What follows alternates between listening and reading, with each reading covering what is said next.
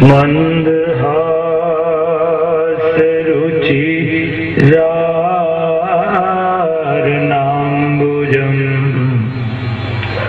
પૂજિતમ સુરનરોત્તમૈર્મુદા ધર્મનંદનમહં વિચિંતયે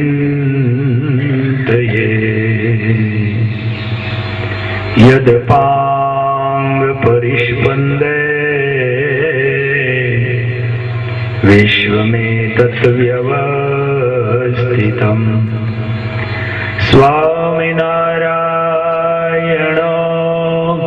શ્રીમાન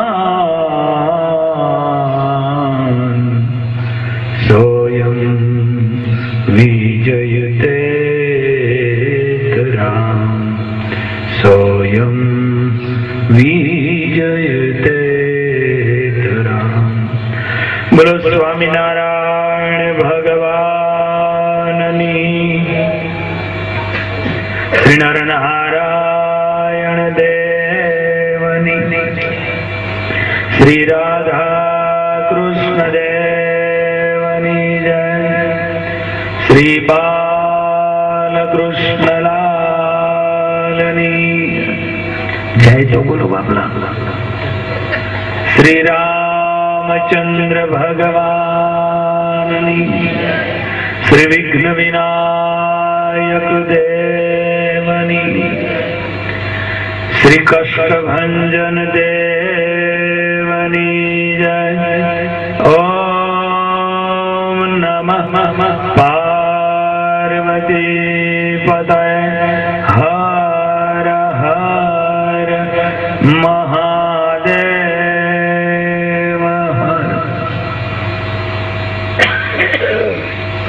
ઈષ્ટદેવ ભગવાન શ્રી સ્વામિનારાયણ, પૂજ્ય રામસ્વામી ભગતજી તથા આજે જેમના માધ્યમથી આપણે સર્વ ઉપસ્થિત થયા છીએ, જેમના નિમિત્તે જીવન પર્વ ઉજવાઈ રહ્યું છે, એવા જ્યોતાબા તથા સૂરજબા, આમના જીવન પર્વને નિમિત્તે આપણે અહીંયા ભેગા થયા છીએ। પ્રભુને સાથે રાખી અને આનંદ કરવાનો છે। જ્યોતાબા અને સૂરજબા એ એટલા માટે ભાગ્યશાળી છે કે એમને ભગવાને એવા પુત્રો આપ્યા, અમૃતભાઈ આદિ જેવા, કે જેને કારણે કરી અને બસ અમારા માતા પિતા એનું મહત્વ સમજાયું, એનો ખ્યાલ આપ્યો। અને ખરેખર જીવનની અંદર માતા પિતા એનું બહુ જ મહત્વ છે। માતા અને પિતા હું તો કાયમ માટે કહું છું, કાયમ મારી કથામાં પણ કહું છું, માતા અને પિતા એનું બહુ જ મહત્વ છે।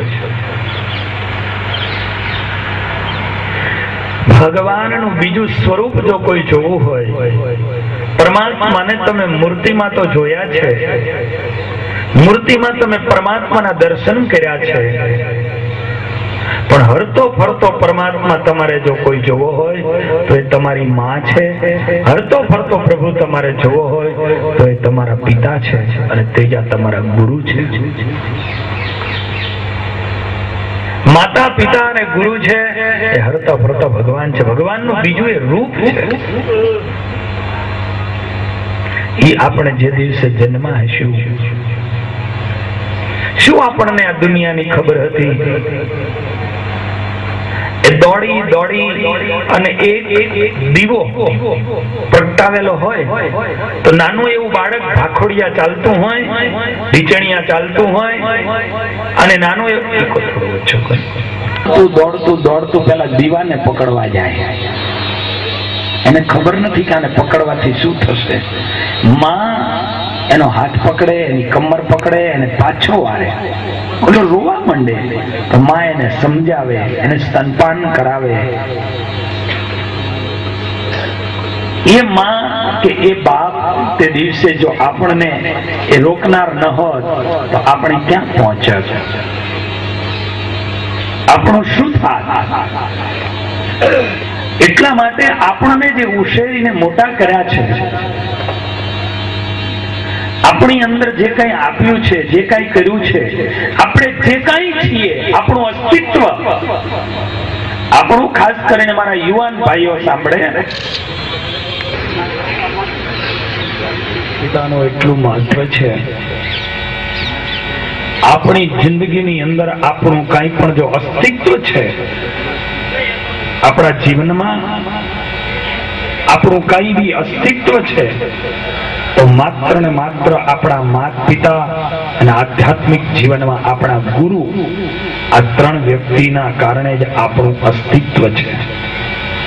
આ વસ્તુને યાદ રાખશો. જેના થકી મારું અને તમારું અસ્તિત્વ બંધાયેલું છે, જેના થકી હું અને તમે કાંઈક છીએ, એની માટે, ઈ માતા પિતા માટે આપણે જેટલું કરીએ એટલું ઓછું છે, એટલું ઓછું છે. તો હું હમણાં છેલ્લે કહીશ કે માતા પિતા એનું ક્યાં સ્થાન છે. પણ સર્વપ્રથમ જ્યારે આ મનુષ્ય શરીર પ્રાપ્ત થયું છે, આજે એક એમના જીવનમાં જ્યોતાબા, સુરજબા એના જીવનની અંદર ઉત્તરાર્ધની અંદર એ પોતે પહોંચ્યા છે. ભાગવતની અંદર બતાવ્યું 10મા સ્કંદમાં કે પૂર્વાર્ધ અને ઉત્તરાર્ધ બે 10મા સ્કંદમાં ભાગ છે. 50 અધ્યાય પૂર્વાર્ધના છે, 51મો અધ્યાય ઉત્તરાર્ધનો ત્યાંથી ચાલુ થાય. એ શું બતાવ્યું કે 50 વર્ષ સુધીનું તમારું આયુષ્ય છે એ પૂર્વાર્ધ છે. 50 ને તમે પૂરા કરો એટલે તમારા જીવનની અંદર 51 ચાલુ થાય, એટલે તમારા જીવનનો ઉત્તરાર્ધ ચાલુ થાય, એક બીજો ભાગ ચાલુ થાય. પણ તમારા જીવનમાં ઉત્તરાર્ધ જ્યારે ચાલુ થાય ત્યારે ભાગવત એવું બતાવે છે કે મથુરાની ઉપર જરાસંધ ચડાઈ કરે છે. બહુ ધ્યાન આપજો, ખબર પડશે. મથુરા કોણ છે? આ શરીર જે છે, મારું અને તમારું શરીર છે, એ જ મથુરા છે. અને એ શરીરની ઉપર જરાસંધ ચડાઈ કરે. પણ ક્યારે ચડાઈ કરે? 51મા અધ્યાયમાં ચડાઈ કરે. એટલે તમે 51મા વર્ષમાં બેસો પછી જરાસંધ તમારી ઉપર ચડાઈ કરે છે. 51મા વર્ષની અંદર બેસો એટલે જરાસંધ ચડાઈ કરે છે. એ જરાસંધે ભગવાન કૃષ્ણની ઉપર ચડાઈ કરી હતી એવું નથી, મારી અને તમારી ઉપર પણ જરાસંધ ચડાઈ કરે છે. જરા એટલે શું? જરાસંઘ કોણ? જરા એટલે વૃદ્ધા, સંઘ એટલે અવસ્થા. ધ્યાન આપજો, આધ્યાત્મિક બાબત છે. જરા એટલે વૃદ્ધા અને સંઘ એટલે અવસ્થા. વૃદ્ધા અવસ્થા આપણી ઉપર 50 વર્ષ પછી ચડાઈ કરવાની ચાલુ કરે. એ શું ચડાઈ કરે? જરાસંધ જબરજસ્ત સૈન્ય લઈને આવ્યો. ભગવાન શ્રી કૃષ્ણએ એની સામે યુદ્ધ કર્યું, સૈન્યને ખતમ કરી નાખ્યું, જરાસંધને જીવિત રાખ્યો, એને મોકલી દીધો. હું ને તમે પણ એ જરાસંધ ચડાઈ કરે ને તો એની સામે યુદ્ધ કરીએ છીએ. આજે અનેક યંત્રો નીકળ્યા છે, પણ આપણે જરાસંધને મારી નથી શકતા, વૃદ્ધાવસ્થાને મારી નથી શકતા. 51ની ઉંમર થાય એટલે કાનપુરમાં હડતાલ આવે, જરાસંધની ચડાઈ. કાનમાં ઓછું સાંભળવાનું ચાલુ થાય ને એટલે સમજવું આ જરાસંધની ચડાઈ. પણ આપણે એમાં ડબલું ગોત્યું એટલે એના સૈન્યને માર્યું, પણ છતાં જરાસંધને આપણે મારી ન શક્યા, ભાગાવી ન શક્યા, વૃદ્ધાવસ્થાને આપણે મારી ન શક્યા. આગળ વધ્યા એટલે બીજી ચડાઈ એને ફરીને કરી તો એને ઢીચણ દુખાવાના ચાલુ કર્યા, પગ દુખાવાના ચાલુ કર્યા. હે આપણે એમાં અત્યારે લોકો ઢાંકણીઓ બદલતા થઈ ગયા, એની અંદર એ ઢાંકણીઓના ઓપરેશનો કરાયા. એમાં હજુ ગામડામાં તો આપણે નથી એટલું, કારણ કે આપણે ક્યાં 2 લાખ ખર્ચી શકીએ. અને આપણે પેલાથી કસરત તાન કર્યું હોય ખેતીના કામ, એટલે ભગવાન કરી તો પગના ઢીચણ ને એ દુખાવા ચાલુ થયા. આપણે એની અંદર કઈક સંશોધનો કર્યા તો જરાસંધે ત્રીજી ચડાઈ કરી એટલે આપણી આંખોમાં ઝાંખપ આવી તો આપણે એમાંય ચશ્મા ચડાયા. આપણે એમાંય ચશ્મા ચડાવ્યા ગયા તો આપણે ચોકટા ચડાયા. એ દાંત વયા ગયા તો આપણે ચોકટા ચડાવ્યા. ત્યારબાદ તમે જુઓ તો શરીરની અંદર જે ઇન્દ્રિયો છે, શરીરના જે સ્પેર પાર્ટ છે, એક એક શિથિલ થવા માંડે છે. 50 વર્ષ પછી આ થાય છે. એ જરાસંધની ચડાઈ છે. આ એ બતાવે છે કે 50 ઉપર તમે જાઓ એટલે તમારી ઉપર જરાસંધની ચડાઈ થાય છે. જરાસંધ એટલે વૃદ્ધાવસ્થા, વૃદ્ધાવસ્થાની ચડાઈ થાય, માથાનું સાપરું ધોળું થઈ જાય. આજે લોકો એને કારા કર્યા. હું તો કાયમ કહું કે સમજાય નહીં. કોઈએ મહેલ રંગ્યા, કોઈએ મંદિરો રંગ્યા, પણ આજના માણસે તો એના માથા રંગ્યા.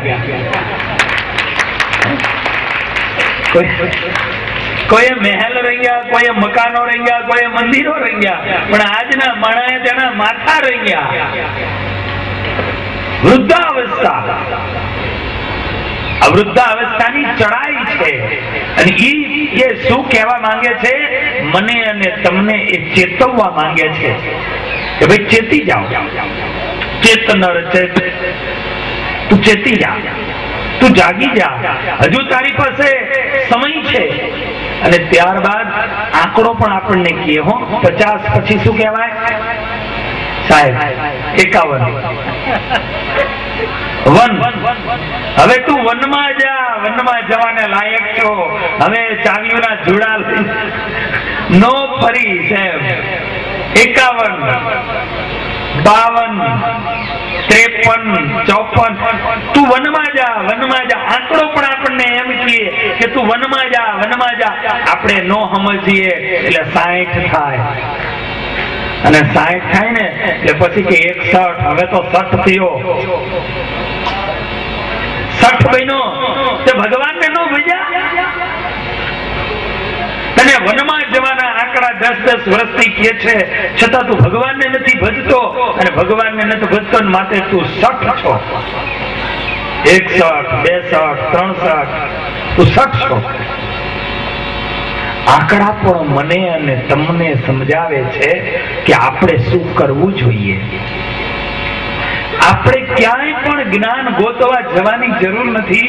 બાપ મારા ને તમારા જીવનમાંથી આ શરીર જ આપણને આપણું જ્ઞાન પૂરું પાડે છે. આ શરીર જ આપણને જ્ઞાન પૂરું પાડે છે. આપણે અંતરદ્રષ્ટિ કરીને જો ક્યારેય વિચાર કરીએ તો. પણ આપણે તો સવાર પડ્યું, ખેતરે જઈશ, આ કરીશ, રાત્રે પડી સુતા એટલે કા થાકા પાક્યા વિચારો આવે તો કાલે શું કરીશ એના જ વિચારો આવે છે. ક્યારેક તમે તમારા સંસારના જગતના વિચારોને એક બાજુ મૂકી અને શાંતિથી ક્યારેક તમારી આત્માને માટે તમે વિચાર કરજો. જેને માટે તમે આવ્યા છો, આ મનુષ્ય શરીર તમને મળ્યો છે. આ ફરીને મનુષ્ય શરીર ક્યારે મળે તમને ખબર છે? 8 અબજ ની ઉપર જ્યારે આપણા વર્ષો થાય, 8 અબજ ની ઉપર જ્યારે આપણા વર્ષો થાય ત્યારે બ્રહ્માજીનો એક દિવસ થાય. એવા બ્રહ્માજીના 100 વર્ષ થાય ત્યારે એક કલ્પ થાય. આવા 3.5 કલ્પ જ્યારે જાય ત્યારે મનુષ્ય શરીર એકવાર મળે છે. આ મનુષ્ય શરીર મને ને તમને જે મળ્યું છે, ધ્યાન આપજો, એ ક્યારે મળે? મનુષ્ય શરીર ફરીને ક્યારે મળે? માણસ એમ વિચાર કરતો હોય, અરે માનવનો દેહ મળ્યો, જલસા કરી લો ને, પડીક્યું ખાઈ લ્યો, બીડીયું ચૂસી લ્યો, કેવા આમ મોઢામાં ડૂચો ભર્યો હોય, સિગારેટ પીતા હોય, બાઇક ઉપર બેઠા હોય, કેવા લાગતા હોય. એમ જીવનમાં સુખી થવા માટે જો કોઈ વસ્તુ હોય તો એક છે ધર્મ. ધર્મ વગરનું જીવન છે એ પશુ સમાન છે. માણસ અને પશુની વ્યાખ્યા આ શરીરથી નહીં થાય. શાસ્ત્રોની દ્રષ્ટિએ માણસ અને પશુની વ્યાખ્યા ધર્મથી થાય છે. જેના જીવનમાં ધર્મ છે એ માનવ છે, જેના જીવનમાં ધર્મ નથી એ પશુ છે. તો ધર્મ એટલે શું? સદાચારનું પાલન કરવું, એનું નામ ધર્મ. તો સદાચાર એટલે શું? સારું આચરણ કરવું, અહિંસા, જીવનમાં કોઈ પણ પ્રકારની હિંસા ન કરવી, જીવનમાં દારૂ, માંસ, ચોરી, કોઈને હેરાન પરેશાન ન કરવો, આ ધર્મ છે. સમ દમ દંડ યમ એનું પાલન કરવું એ ધર્મ છે. સાત્વિક ખોરાકો ખાવા એ ધર્મ છે. સાત્વિક મનમાં રાખતા નથી, એનું મનુષ્ય શરીરની શું કિંમત છે? તો શાસ્ત્રકારોએ કીધું છે કે બકરીના ગળામાં રહેલા આચર, એ બકરી જીવે ત્યાં સુધી એ આચર કોઈ કામમાં ન આવે. બકરીના ગળામાં રહેલા આચર એ બકરી જીવે ત્યાં સુધી કોઈ કામમાં ન આવે. એમ ધર્મ વગરનો માણસ ગમે એટલું જીવે પણ એની જિંદગી કોઈ કામની નથી, એની જિંદગી કોઈ કામની નથી. તમારા જીવનની અંદર જો ધર્મ નહીં હોય, ધર્મ એટલે વહેલા ઉઠવું, નાવું ધોવું, ગાડીને ચારવું, ગાળવું, આજે ઘી હોય, તેલ હોય, દૂધ હોય, એને ગાળીને વાપરવું, આ ધર્મ છે.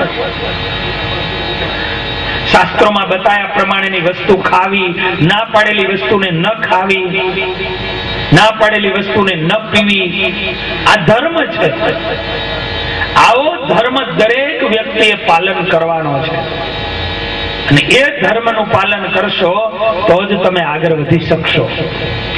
આ મનુષ્ય શરીર મળ્યો છે, ફરીને યાદ કરો, 8 અબજ કરતા વધારે વર્ષો આપણા જાય, 8 અબજ કરતા વધારે વર્ષો આપણા જાય ત્યારે બ્રહ્માજીનો એક દિવસ થાય. એવા બ્રહ્માજીના 100 વર્ષ, 8 અબજ બરોબર એક દિવસ, એવા 100 વર્ષ. અને એવા બ્રહ્માજીનો 100 વર્ષ, એવા બ્રહ્માજીના 1 વર્ષ, 101 વર્ષ, એવા બ્રહ્માજીના 100 વર્ષ થાય ત્યારે એક કલ્પ થાય. એવા 350 કલ્પ, 350 કરોડ કલ્પ જયારે જાય ત્યારે મનુષ્યનું શરીર ફરીને મળે. તમને શરીર મને તમને મળે તો આવું શરીર મળ્યું એ શેની માટે મળ્યું છે ખબર છે? શાસ્ત્રકારો કે છે તારા પરિવારની માટે તો બહુ કર્યું, તું જેની માટે કરવાના માટે આવ્યો તો એ તું કર. આજે મારે આજ કહેવું છે, તમને જે મળેલું મનુષ્ય શરીર એ શું છે? આ શરીરથી જ્ઞાનને પામવા માટેનું છે. એમ કહેવાય કે પશુ અને પક્ષીના પણ હાડકા ને ચામડા મરી ગયા પછી કામમાં આવે છે, પણ આપણા શરીર કોઈ કામમાં નથી આવતું મરી ગયા પછી. એમાં અમુક કલાકો વયા જાય. અત્યારના સાયન્સ પ્રમાણે એમ કહેવાય કે એની કિડની ઉપયોગમાં આવશે, એની આંખ ઉપયોગમાં આવશે, પણ એ અમુક કલાકમાં આપી દો તો, નહીતર એ કામમાં નથી આવતું. તમે ભગવાનને મેળવી શકો છો તો આ લોકની અંદર તમે આવ્યા, આ મનુષ્ય શરીર તમને મળ્યો, એમાં પણ તમને આવા ગુજરાત પ્રદેશમાં આવા સ્થળમાં આ શરીર તમને મળ્યું, તો આ શરીરને મળ્યા પછી તમે ભગવાનને ભજી લેજો. બાકી તો ગંગાના કિનારે જાય અને વાહ વાહ બહુ સરસ ગંગા છે, બહુ સરસ પાણી વહે છે અને એમ કરીને વાતો કર્યા કરે, પણ નાય નહીં તો એના જેવો મૂર્ખો કયો કહેવાય? ગંગાના કિનારે ગયા પછી એના વખાણ કરે પણ નાય નહીં તો એના જેવો મૂર્ખો કયો કહેવાય? એમ કે ધર્મ બહુ સારો, સત્સંગ બહુ સારો, સ્વામી બહુ સારા, સ્વામીએ વાત બહુ સારી કરી, પણ તમારા જીવનમાં તમે ઉતારો નહીં તો એ આપણે મૂર્ખ છીએ. આપણે જીવનની